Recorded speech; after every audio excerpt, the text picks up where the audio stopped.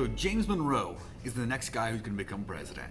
And he wins the election by a pretty big landslide, 183 to 34 electoral votes. And one of the reasons he's able to win so easily is that James Madison, his predecessor, was pretty popular at the end of his term, and he recommended James Monroe. He kind of gave him his blessing and encouraged people to vote for him.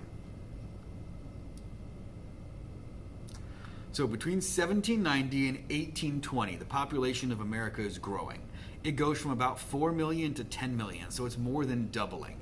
And with more people, that means we need more space, and people are going to want to explore farther west, like we saw in that video clip yesterday. So the country is growing farther, it's growing bigger and bigger, expanding farther and farther west, and multiple new states are going to be created.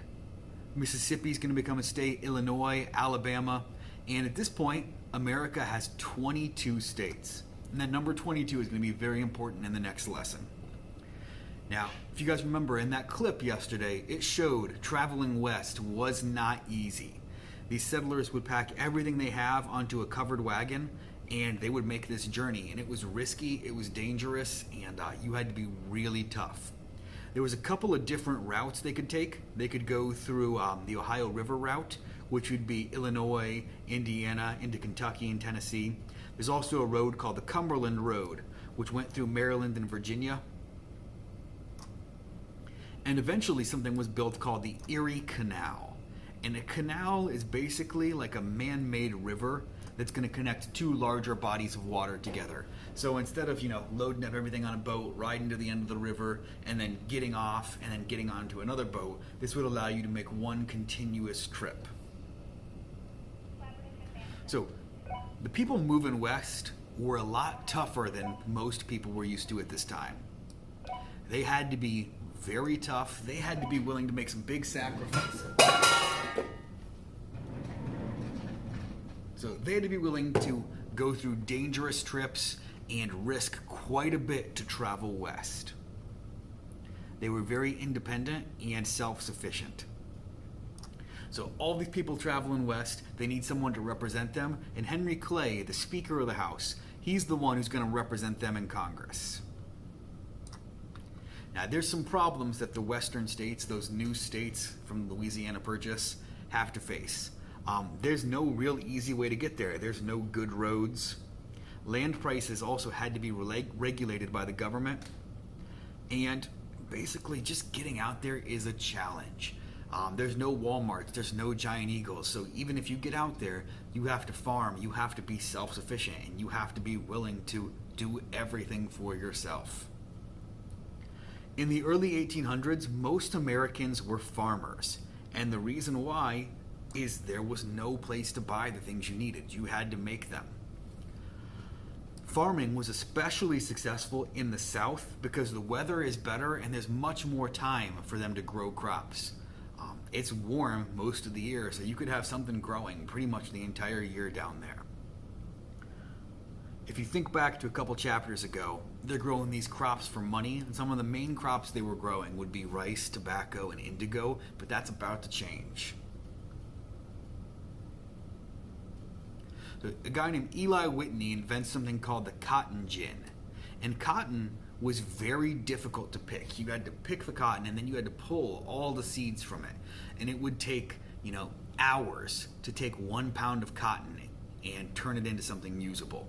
But when Eli Whitney invented the cotton gin, you could throw the cotton in there, spin the wheel, and it would take all the seeds out of it.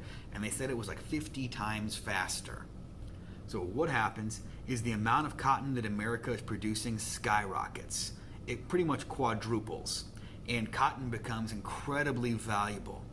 It gets the nickname King Cotton or White Gold because farmers who have slaves and grow cotton and have a cotton gin can make enormous amounts of money. So there's two ways to think about this. You have this new machine that picks things and does the work much, much quicker. In some people's minds, that would mean I don't need a slave anymore. But these plantation owners realize now if they got one slave who's bringing in 50 times the amount of profit, they didn't want less slaves, they wanted more slaves to get even more money. And the cost of slaves goes way up and the demand for slaves goes way up. The industry also starts to grow in the north. If you think about that clip we watched yesterday, we saw the little girl working in the cotton mill, taking the cotton, turning it into cloth, and turning it into thread. Fishing, shipbuilding, trading, those are the ways that the north makes the money because they don't have good enough weather to only grow crops. It's harsher, it's colder, the soil is rocky, so you can grow crops, but you can't grow enough to make a really good living off of. Manufacturers in the Northeast wanted the government to keep European products out of America, so they wanted to keep the competition out, because these other countries can make things cheaper than us sometimes, and if they're coming in selling stuff cheaper than we are, it's going to hurt our businesses. So the North does benefit from cotton. We're not innocent in, the cotton getting picked in the slavery. So what happens is that cotton is picked in the South and then it's shipped up to the North, the cotton mills, where they would take it, spin it into thread and cloth. A guy named Francis Lowell invented a machine that we saw in that video clip that would spin the thread, and it would speed up the process of making cloth much, much quicker.